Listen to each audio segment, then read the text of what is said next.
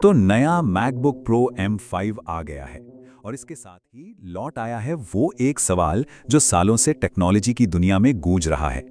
क्या मैक पर गेमिंग हो सकती है? चलिए आज इसी सवाल की तह तक चलते हैं। तो मुद्दा साफ है, क्या M5 चिप फाइनली हमेशा के लिए इस कहानी को बदल सकती है? क्या मैक पर अब गेमिंग हो पाएगी? चलिए इसी को आज डिकोड करते हैं। सबसे पहले बात करते हैं उस चीज की जो सबसे पहले नजर में आती है, कीमत। 14 इंच वाला जो बेस मॉडल है वो शुरू होता है 1,69,990 रुपए से।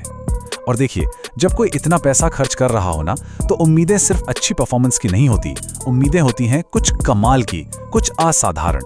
लेकिन इससे पहले कि हम M5 चिप की ताकत को नापें, ये समझना बहुत जरूरी है कि प्रो और एयर मॉडल में जमीन आसमान का फर्क क्या है। और यकीन मानिए, ये कहानी सिर्फ चिप की नहीं है। सबसे बड़ा, और मेरा मतलब है सबसे बड़ा फर्क है कूलिंग का।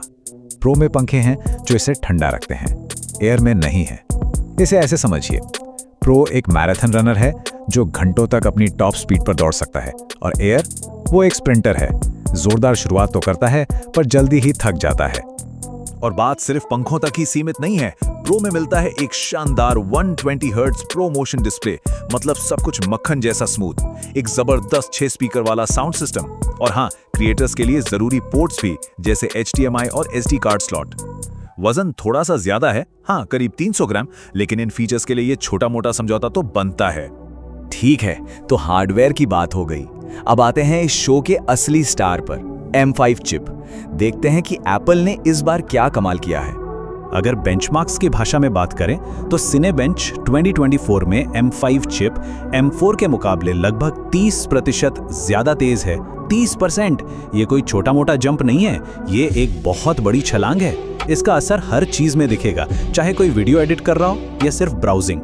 लेकिन CPU की स्पीड, वो तो कहानी का सिर्फ एक हिस्सा है। असली खेल तो कहीं और ही चल रहा है, और वो है AI। अब जरा इन नंबर्स को देखिए। एक AI मॉडल टेस्ट को पूरा करने में M4 को लगे थे करीब 4 मिनट। वहीं M5 ने वही काम सिर्फ 1 मिनट 21 सेकंड में कर दिया। ये 60% से भी ज्यादा तेज है, मतलब कमाल ही कर दिया। ये M5 के पावरफुल GPU और न्यूरल एक्सेलरेटर्स का जादू है। क्रिएटिव लोगों के लिए भी खुशखबरी है। ब्लेंडर में एक 3D कार को रेंडर करने में M4 को लगते थे करीब 22 सेकंड। M5 ने वही काम 14 सेकंड में कर दिखाया। अब कोई सोचेगा 8 सेकंड से क्या फर्क पड़ता है, लेकिन जब कोई बड़े प्रोजेक्ट पे काम कर रहा होता है ना, तो ये सेकंड मिलकर घंटों में बदल जाते हैं। तो परफॉर्मेंस जबरदस्त है, AI में कमाल है, क्रिएटिव काम तेज हो रहा है, सब ठीक है। पर गेमिंग का क्या? जिस सवाल से हमने शुरुआत की थी, अब उस पर वापस आने का वक्त आ गया है। चलिए M5 को असली गेमिंग की कसौटी पर कसते हैं। पहला टेस्ट, साइबरपंक 2077। ये गेम अपने ग्राफिक्स के लिए जाना जाता है और सिस्टम की जान निकाल देता है। लेकिन अच्छी बात यह है कि ये गेम एप्पल के हार्डवेयर के लिए नेटिव है, मतलब इसे खास तौर पर मैक के लिए बनाया गया है, जिससे बेहतर परफॉर्मेंस मिलनी चाहिए। और हमने कोई कसर नहीं छोड़ी।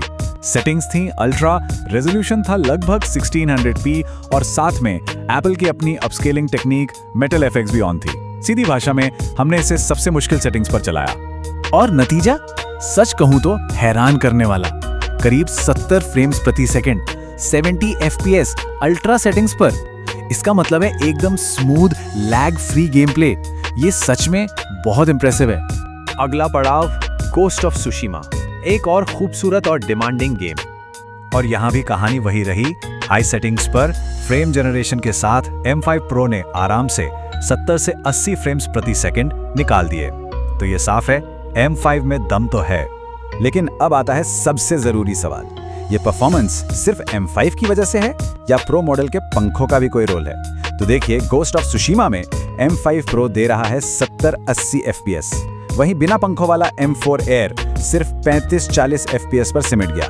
मतलब परफॉर्मेंस सीधा आधा। ये दिखाता है कि एक अच्छी चिप के साथ एक अच्छा कूलिंग सिस्टम कितना जरूरी है।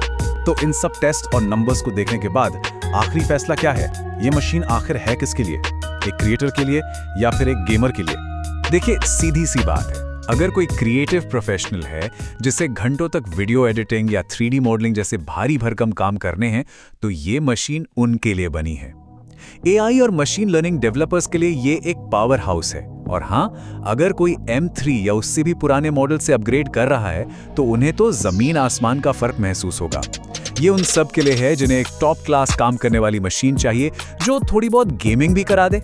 लेकिन अगर किसी की पहली और आखिरी प्राथमिकता सिर्फ और सिर्फ गेमिंग है तो कहानी थोड़ी बदल जाती है।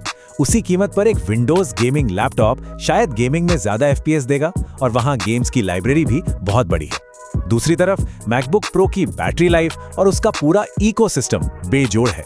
तो ये एक चुनाव है, एक स्पेशलिस्ट गेमिंग मशीन चाहिए या एक जबरदस्त ऑलराउंडर। और यहीं पर यह बात बिल्कुल फिट बैठती है कि गेमिंग वाली बात हर जगह मत डालो, यह बहुत अलग है। इसका मतलब यह है कि हाँ, मैकबुक प्रो M5 गेमिंग कर सकता है और बहुत अच्छी गेमिंग कर सकता है, लेकिन इसे एक डेडिकेटेड गेमिंग लैपटॉप समझना गलती होगी। ये एक प्रोफेशनल वर्क हॉर्स है जिसमें अब एक अच्छा खासा गेमिंग इंजन भी लगा है। और ये हमें भविष्य के एक बहुत ही दिलचस्प सवाल पर लाकर खड़ा कर देता है। क्या आने वाले वक्त के प्रो लैपटॉप्स ऐसे ही हाइब्रिड होंगे? ऐसी मशीनें जो क्रिएटिव काम और हाई एंड गेमिंग दोनों को बिना किसी समझौते के संभाल सकें? ऐसा लगता है कि एप्पल हमें उसी तरफ ले जा रहा है। अब देखना यह है कि ये सफर कितना रोमांचक होता है।